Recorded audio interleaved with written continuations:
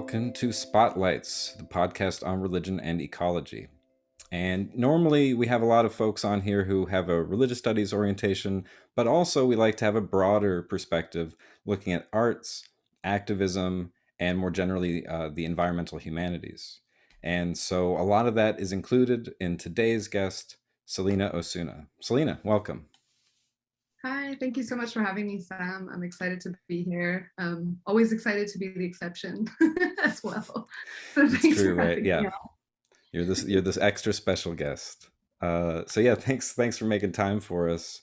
And for people who don't know you, you're a writer, a scholar, an artist based in Mesa, Arizona, and you're the coordinator for the Institute for Humanities Research at Arizona State University, and assistant director of the Desert Humanities Initiative. So really squarely placed in the world of environmental humanities. Yeah. So I'm really curious to hear more about that, to hear also about the work you do with creative writing and art. Um, First, your work. First, I guess I should congratulate you, Dr. Osuna. Thank You you very just much. finished your PhD this last year, right?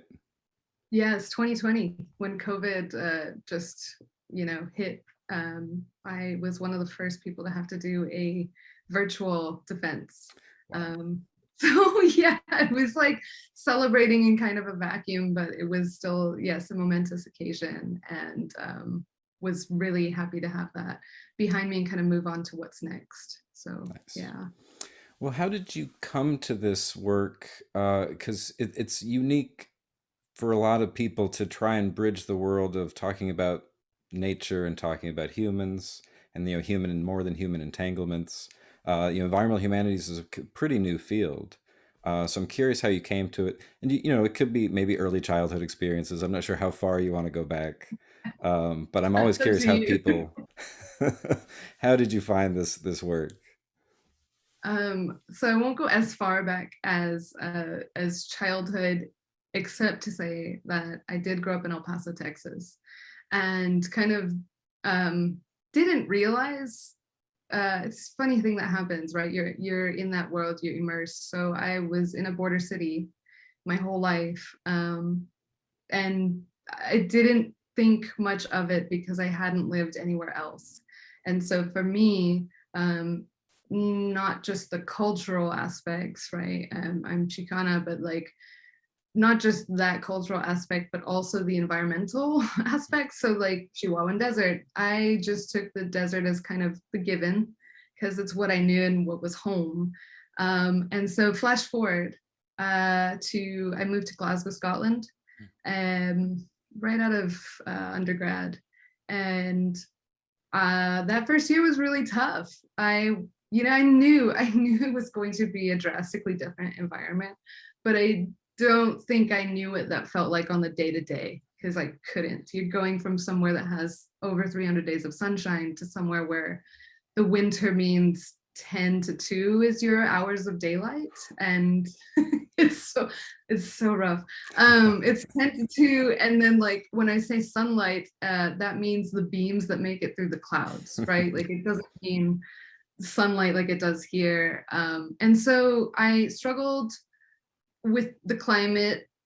I missed, that everything, the warmth, the heat that you feel when you get into a car Right. after it's just been baking in the sun. I used to like dream about that in the dead of winter over there.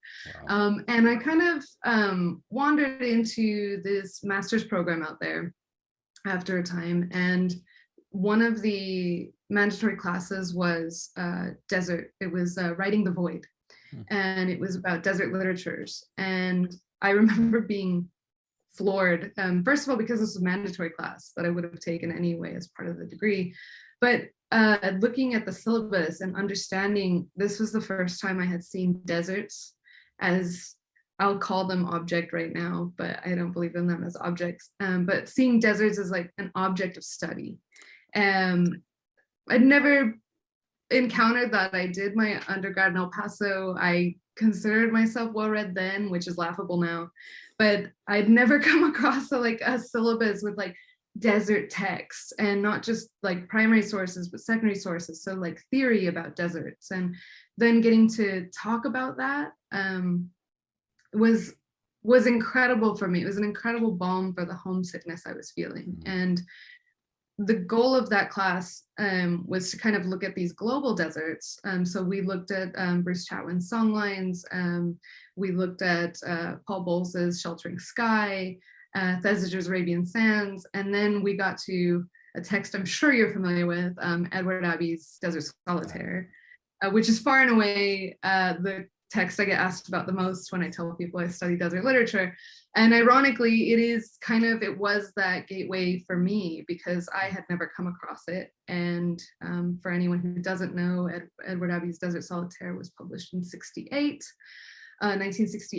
And it's kind of this chronicle of him staying out in Moab, Utah, in the national park out there in Utah. And I remember reading it, and this was after reading some of the other desert texts and thinking, I felt something a lot more intimate with the descriptions of the desert. I could picture it. It was a lot less abstract than Arabian Sands was for me, even though they're both deserts. And so it was, yeah, like I said, like it was this like kind of temporary cure for my homesickness, but also this recognition that deserts were worthy. I Right. always leaned, I think, now that I look back, towards environmental lit. Um, but it was always like ocean and sea, like Moby Dick, like just like it was, or Walden, right? Like it was always, I don't know, ponds and lots of water and trees, and not things that I felt were my home, or places that I relate to more deeply. So that is maybe the long and the short of that is I had to go away to realize what I knew, and the place I knew, and the value of the place that I just kind of like took for granted. So yeah, I finished the class, finished the degree, and headed back to the States after a couple years to do the PhD, and knew that I wanted to contribute something to more complex and deeper understandings of desert places, because I just felt I then had become a bit jaded about Abbey, and I just felt like this is just one voice, and this is a voice from somebody not from the place, and like what do the people from Right. the places think? And so that really started to feed. I remember my application, I look back now and can't believe it, but in my application I wrote about, Coyote and Roadrunner, and like that's what people know, right? Like you think Southwest, Desert Southwest, and that's what people know. People out there in Scotland knew Coyote and Roadrunner. Wow. So yeah, so that kind of just fueled. And then you asked about like the critical theory. I slowly gained that vocabulary through, I would not have gotten there, I don't think, without being in the university. um, yeah. Yeah. No, that's great. I really appreciate the attention to deserts because it really is a big problem in environmental discourse that some things get talked about a bunch, other things not so much. Even, like animals kind of got a lot of attention initially, like in the Animals 70s. get a lot of And then attention. gradually people are like, maybe plants matter. And then even in terms of ecosystems, like forests, oh, how amazing. And then Yeah. deserts, not so much. Or wetlands might be another one. It's like that those are always like a bog of stench or something. It's never really Hmm. represented as a great thing. But deserts are just like a void, right? Just nothingness. Yeah. Yeah. And I know I was, Just I was born in Arizona and raised in Texas, so like deserts have oh, been okay. part of my life. And so I'm one of those people who's like, no, it's beautiful and amazing. There's so much going Yeah. on, and the sunsets and the intense heat actually is its own kind of pleasure as Yes. well. So yeah, Yes. really, I think it's just such important work, just by virtue of the fact that it's so excluded and so, it's not thought about, and the fact that desertification is such a big problem in general environmentally. Like we need to really think about deserts. Um, Yeah. so I'm wondering, how does your creative work kind of dovetail into this creative writing and art, and because you're not just doing this as a scholar. Right. I'm not just doing this as a scholar. So I do prints. I make prints. So that entails drawing, carving, and stamping. And that is a process that I really enjoy. When I have the time to enjoy it, I really do enjoy it, because there will always be mistakes. But what I learn from that is kind of the value of what Deleuze and Guattari would call difference and repetition, but like these iterations of, like, you have the same print that you're working, like the same I forget what it's called, even the lino cut. So you have the same lino cut that you're working from, but each one has a different amount of ink, slightly placed different on the paper. Maybe you change the papers, maybe you change the colors. So every one is going to be different from the one before it.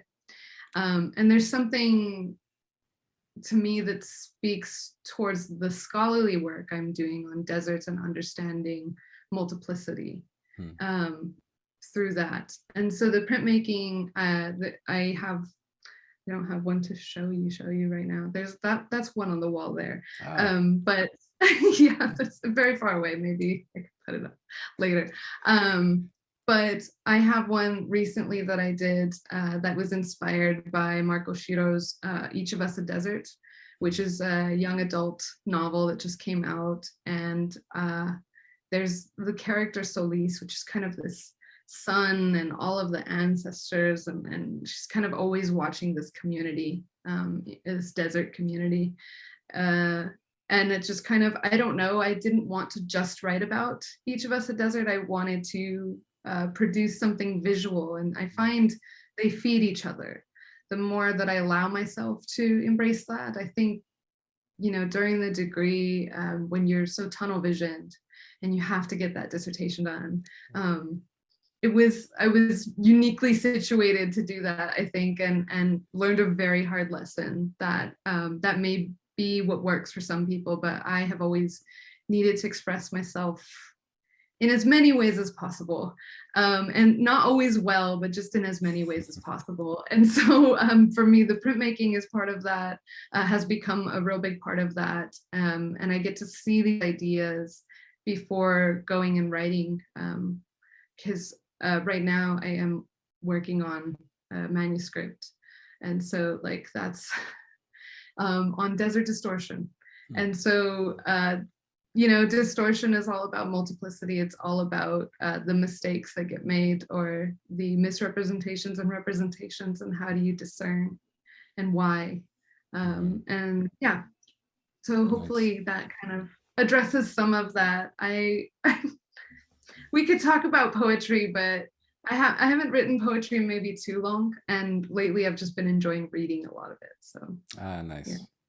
yeah. Is any of your art going to show up in Desert Distortions, or is it more That's just a kind of question. inspiration on the side? That's a great question. I actually don't know. I would love for some of it to appear. It helps that it's black and white. A lot of it's black and white, so that helps. But I would love for some of it to appear. I just don't know what that would look like just yet. Yeah, so that's maybe a question for the publisher. So we'll see. Nice. We'll see. Yeah. Well, good. Well, yeah, we'll have to already schedule something as soon as that book's out and come back on and kind of share it Yes, with I would us. love to. I would love to. It'll be such a celebration, because there's a lot of blood, sweat, and tears going into it in a very, very good way. So Nice. I like the theme of distortion as well, because you think of how that's, it's not always a bad thing when something's distorted. And yet, yeah, that's exactly right. Sam, yeah. you've hit it on the head. So this is, I like to, I guess, set up obstacles for myself. And one of those is not only presenting distortion and desert distortion as a new way of knowing things, or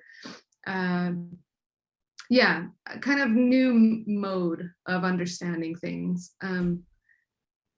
That's enough in itself, but when people already have a connotation of something like distortion, and they think bad or something that's ruined.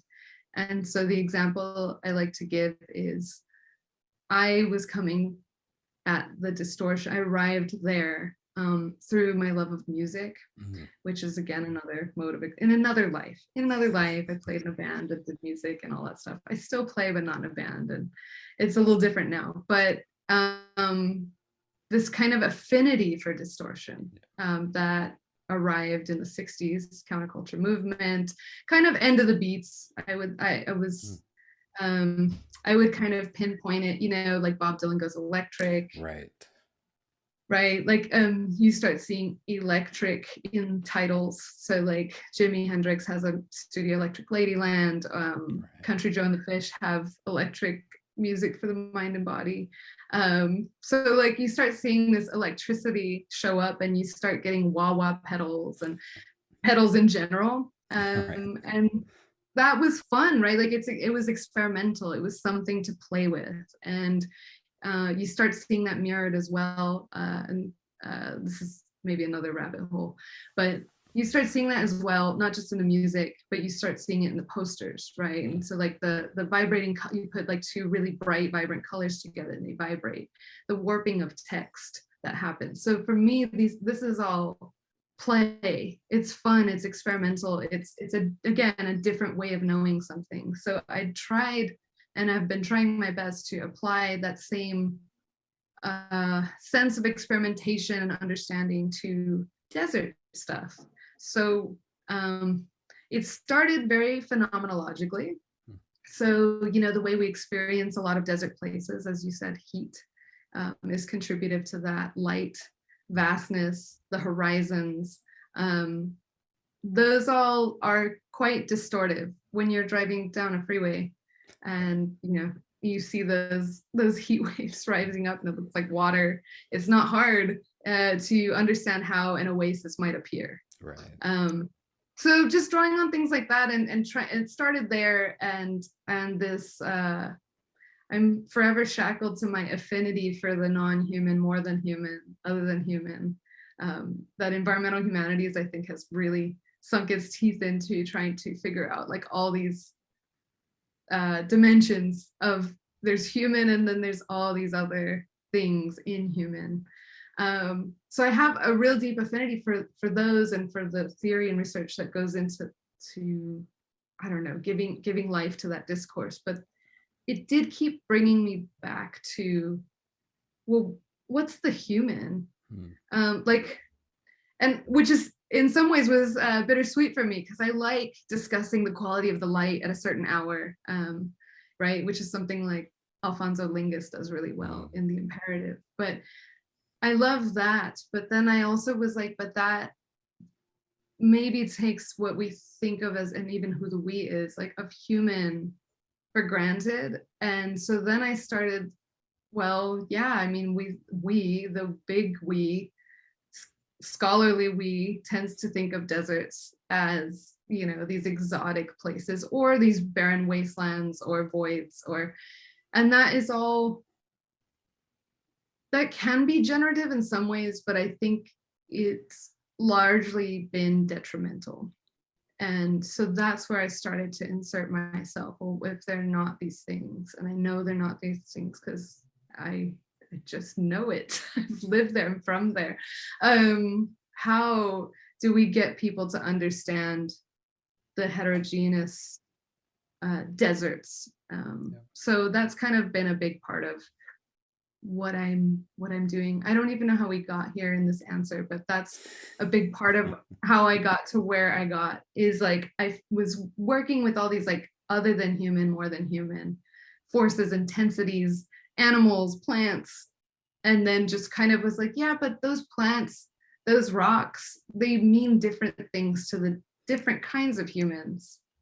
Right. And that complicates that discussion further, but I hope that it's not just this kind of empty complication. I really hope it's like a productive, generative complication.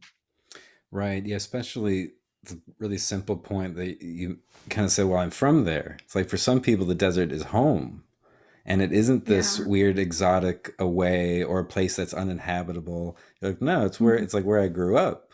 It's Mhm. couldn't be more identified as home. And so that does seem like a really productive way to complicate it. It's like, well, we can talk about all these non-human energies and forces, but who are the people engaging with them? And some of us live with these things. We live with that heat, like the heat in the Yeah. car.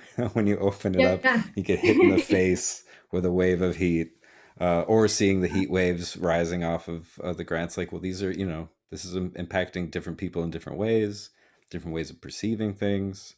Um, And so, you mentioned a critical theory a little bit, because I know there's a critical theory certificate at ASU. Yeah. There Um, is. which I think is really interesting. And whenever you're thinking about the human like this, when you bring the environment and the human together, obviously critical theory is a really helpful lens to engage with that.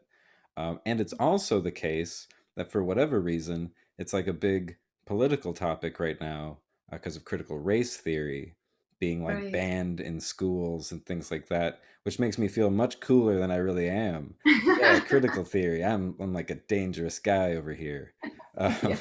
so I'm wondering, Over. anytime I talk to somebody, on this podcast that is engaging with critical theory, I'm always like, could you please tell us what's critical theory, and how might some of these questions of gender and race or species kind of play into what that theory is about. Break it down, because especially our audience, we have some folks who maybe never really engaged with critical theory on its own terms, and they hear it a Yeah. little, and people kind of think, oh, anything that's critical is critical theory. It's like, no, it's a very specific kind of thing. It is a really, I will say it's a very specific kind of thing. And the more I find myself in circles outside of critical theory as well, you do start to realize, no, there's critical race theory. I have a friend and scholar, Jerome Clark, he studies critical Dene theory, right? Which is like of the Navajo people. So just like understanding that in itself, having that giant umbrella is, I think it stems from something like scholars were really trying to work hard to think through the lineages of mainly continental philosophy. Um, but I think the work that it has cut out for it now is really understanding where that thought and those lineages can intersect with things like race and culture and identity a bit more. Um, when I explain critical theory just in a very basic way to anyone who's either like not in the academy or my student, like to my students, I do tend to oversimplify it and go, it's kind of a fancy name for philosophy of like the 20th, 21st century, which is that's a very, very broad and very oversimple explanation. But I think it helps them get past this like critical theory. Um, it sounds like an intense label. I'll just put it that way, right? It's like an intent, critical and theory together. It sounds intense. And so somehow philosophy seems more esoteric and approachable in some ways. So I do that, but beyond that, I think for me, the critical theory that I try to engage with helps me think through the problems I come up against in my research. And so for me, like I was saying, like multiplicity is a problem. Like, sorry, multiplicity is more of a solution than a problem, but working through the problem of saying the desert is something that I do in the book. Like I intentionally do not, as many times as I can catch it, am not saying the desert. And even as somebody who's trying to write that, like we should say deserts, like add an S, right? Put an S on there, or desert places, or even though I know that, I still catch myself saying the desert. And it's because it's so ingrained in our consciousness, in our, it's like pop culture, everything. I mean, around here in Arizona, people say all the time, like, oh yeah, I was out in the desert this weekend, or hey, you want to go out to the desert? And like, we're in a desert, like we're in, and it's funny, right? Because critical theory, one of my favorite things about critical theory, and also maybe the most frustrating, is the love of language that exists. And so you have like French, German philosophers who are translated, right? So there's always that problem of translation, but they do tend to engage in a very intense way with specific words and wordplay. Wittgenstein was really famous for doing that. Deleuze is famous for doing that. And after you read Deleuze and Guattari and you read, okay, no more either or, right? No more either or. It's going to be both and. For me, as grad student, that really did something. Because I'm a big believer in simultaneity. I'm a big believer in like possibilities. And so yeah, okay, it's both and. Like there is this thing, the desert, that is this abstraction, this like homogenous abstraction that's almost anything you want it to be. It can be where you go to Burning Man and do whatever you want and have this liberation, this fun drug fueled liberation. Or it can be the void, it can be the wasteland, it can be where these nuclear testing sites find themselves somehow, right, and become radioactive. So that abstraction does exist, right, as well as the different deserts that exist. And so when I did move to Arizona, I thought, I'm coming back from Scotland. It's gonna feel like home. It's the desert. There's mountains, like big horizons, all the tick the boxes. And then I got here and it's easily 10 degrees hotter. It like during the summers, it's not something you get used to. I mean, it's 118 all week is the high, right? This is all week. And I've gotten used to knowing that it just won't cool off until October. Just I just know that now, and that wasn't the case in El Paso. And in terms of saguaros, we don't have saguaros native to El Paso. They're native to the Sonoran Desert. So I got here, and it was like I feel like I was as stunned as anybody else coming here who wasn't from the Sonoran Desert, right? It was just like, whoa, they're real. I'd only seen them in films, and sometimes in films depicting El Paso. So like trying to understand these complications of representation or misrepresentation and break them down into multiple. And so I find a power in language, I've changed myself to literature and the arts, and I'm happy about that. And I think in literature specifically, we have power of imagination and power of language as well, which is what these theorists are working with. And so really trying, how can I embrace that? Okay, let's get rid of the definitive article. We'll not say the desert. It sounds cool. I probably will slip and say it, as time goes on. But I always it always reminds me of that, the America song, the 70s song. Yeah. Desert with Horse with No Name. Yeah, been through Right? the desert on a horse with Been no through the name. desert on a horse with no Yeah. name. And so it's like, that's the desert. And when you picture that, you picture probably dunes, mountains, I don't know.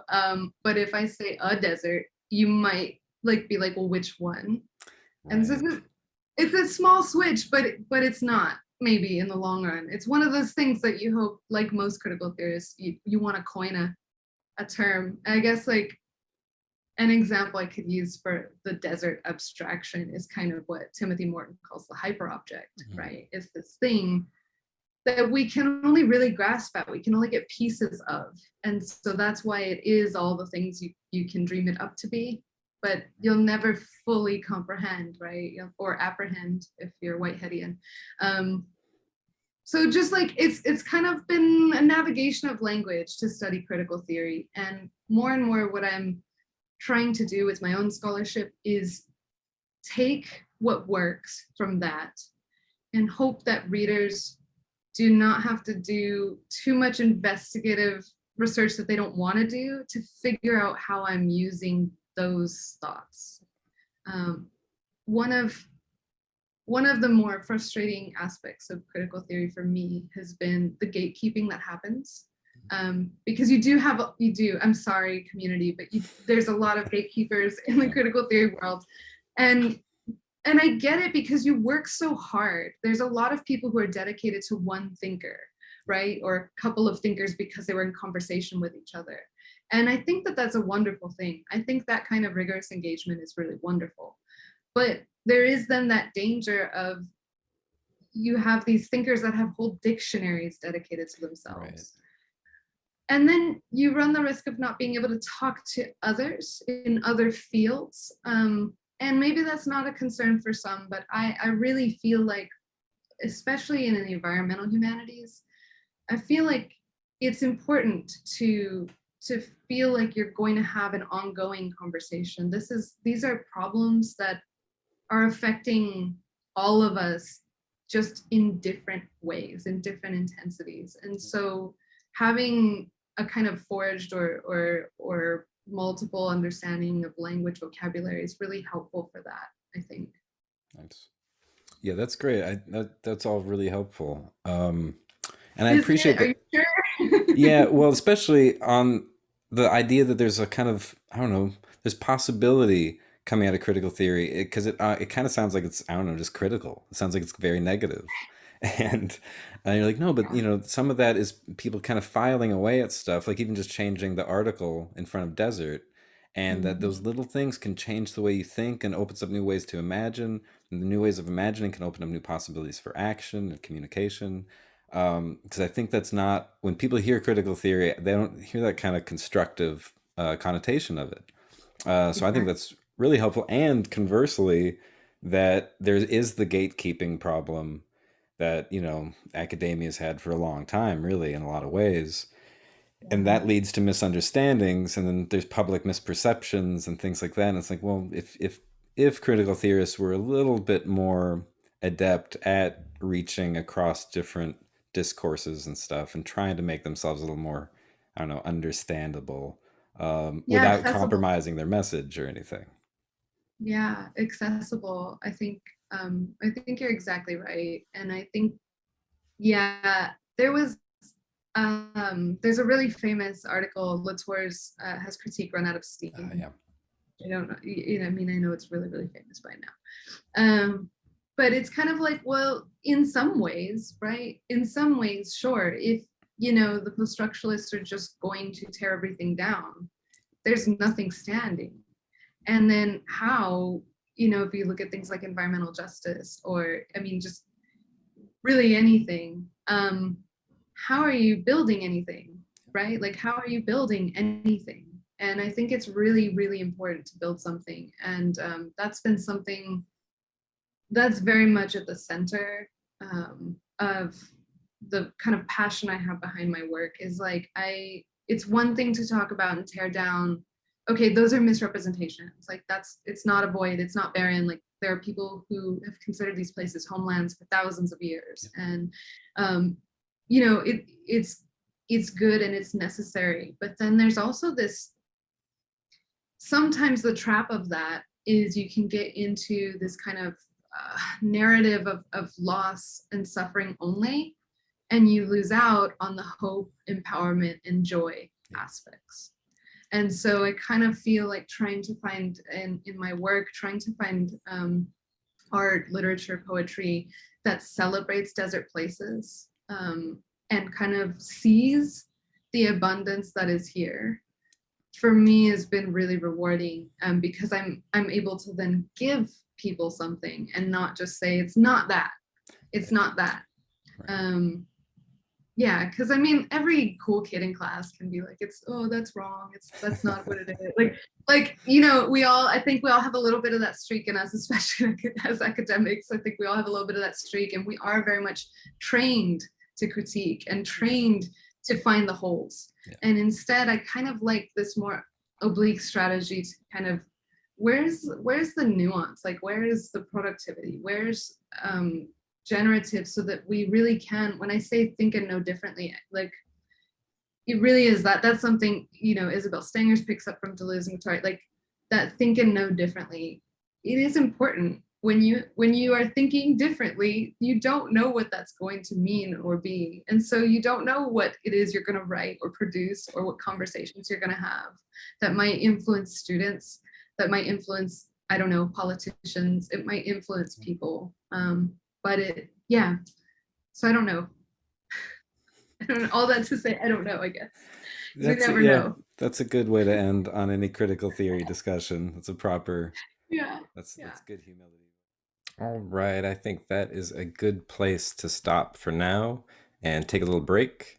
And we'll be back next week with part two of this interview with Celina. And we'll talk more about the desert humanities and the way that literature, art, film, and music can help us rethink our relationship to desert places. So, in the meantime, take care and be well.